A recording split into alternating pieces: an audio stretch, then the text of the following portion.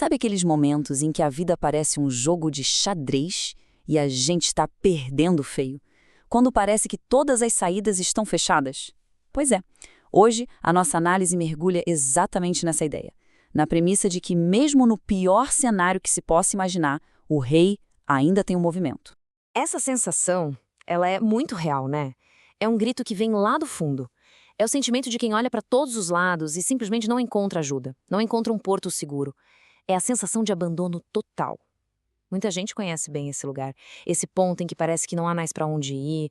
E é exatamente por aí que a gente começa. Vamos tentar entender o que significa sentir que a vida nos deu um checkmate. É aquela sensação de estar completamente encurralado, sem nenhuma, mas nenhuma opção mesmo. Isso não é abstrato, pelo contrário. A gente está falando de situações brutalmente concretas. Pode ser a notícia de um médico que soa como um ponto final nos nossos sonhos, ou então uma falência que leva embora o trabalho de uma vida inteira. Pode ser a solidão dentro de um casamento, ou aquela culpa antiga que não para de nos assombrar. São pressões que vão cercando, até a gente sentir que falta o ar. Mas é aqui, bem aqui, que a gente encontra o ponto de virada. A ideia central de toda essa nossa conversa. O momento exato em que as nossas forças acabam, em que as nossas possibilidades humanas se esgotam, é justamente o ponto de partida para a ação de Deus. Onde o nosso fôlego termina, o sopro dele começa. Para a gente entender como isso funciona na prática, vamos dar uma olhada na anatomia de uma situação sem saída, usando uma das histórias mais dramáticas da Bíblia como o nosso mapa. Tenta imaginar a cena. O povo de Israel, recém-liberto, fugindo, e Deus os guia para um lugar chamado Pi-Hairote. De repente, eles dão de cara com o quê? O Mar Vermelho. Naquela época, o mar era o símbolo do caos, do incontrolável. Sem barcos, sem pontes, era um muro de água. Era o fim da linha. Ok, à frente o impossível. Agora, olhem para trás. Vindo com tudo, o exército do faraó com seus carros de guerra, poeira subindo, cheio de fúria, e seu passado se recusando a nos deixar em paz. É a opressão antiga querendo nos arrastar de volta. A ameaça gigantesca e está cada vez mais perto. E para os lados? Dá para escapar? Não. De um lado, o deserto. Do outro, montanhas. Não tem desvio, não tem atalho, não tem rota de fuga. A armadilha é simplesmente perfeita. Na frente, o caos. Atrás, o passado. E dos lados, o isolamento total. É a sensação absoluta de estar cercado. E então, no meio do desespero, do pânico, do clamor geral, vem a resposta de Deus. E é uma resposta que quebra todas as expectativas. Não é calma, esperem, não é orem com mais força, a ordem é marchem. Marche em direção ao mar, em direção ao impossível.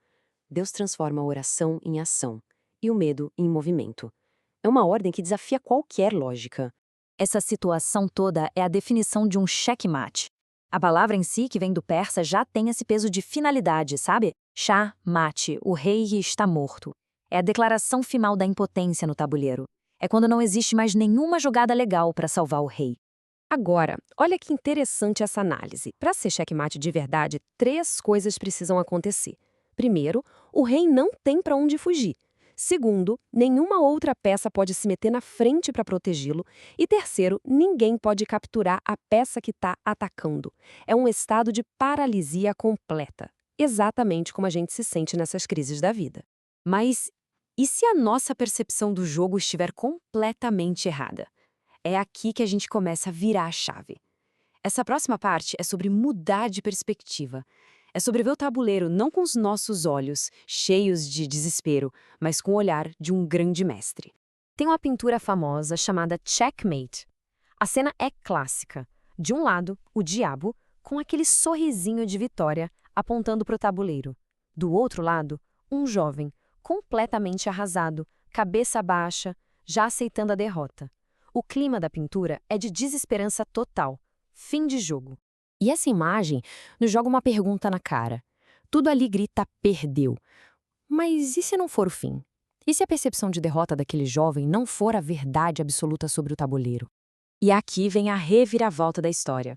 Dizem que um grande mestre de xadrez, um especialista, um dia analisou essa pintura. E ele viu algo que ninguém tinha visto. Depois de estudar a posição das peças, ele declarou: o jogo não acabou. O rei ainda tem um movimento. Existe uma saída. E essa história ilustra essa promessa de um jeito brilhante. A ideia não é que a gente não vá passar por situações de cheque, mas é que, junto com a pressão, Deus sempre providencia um escape, uma saída, um movimento que o adversário não calculou e que nós, no meio do nosso desespero, somos incapazes de enxergar. O que nos leva então à nossa conclusão? Se existe um movimento de escape que nós não estamos vendo, quem é que vai fazer essa jogada? Bom, o próximo movimento pertence ao grande mestre. O maior exemplo disso em toda a história é a Páscoa. Na sexta-feira, na cruz, o inimigo declarou em alto e bom som: xeque-mate. O sábado foi de silêncio absoluto, o túmulo selado, a derrota parecia final. Mas no domingo, o Pai fez o movimento que virou o tabuleiro do universo para sempre: a ressurreição. O xeque-mate foi quebrado do jeito mais espetacular que se pode imaginar. E essa é a promessa que ecoa daquela vitória. A queda não é o fim da história. Mesmo na escuridão mais profunda, uma luz pode sim acender.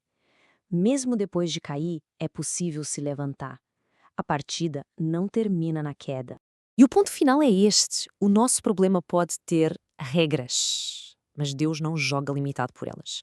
Ele é o criador das regras. Onde não existe caminho, Ele abre uma estrada no meio do mar. Onde só existe morte, Ele traz vida do nada. A lógica dele é muito maior que a lógica da nossa crise. Então, a mensagem que fica é muito pessoal. Para quem está se sentindo nesse estado de paralisia com o rei encurralado no canto do tabuleiro, a esperança é que, talvez neste exato momento, a mão do grande mestre já esteja se movendo, tocando na peça, preparando o próximo lance. Portanto, a palavra final não é espere, não é desista. É a mesma ordem dada lá na beira do Mar Vermelho. É um chamado para a gente transformar essa esperança em um passo de fé, mesmo sem enxergar o caminho completo. Marche, o próximo movimento vai surpreender o tabuleiro inteiro.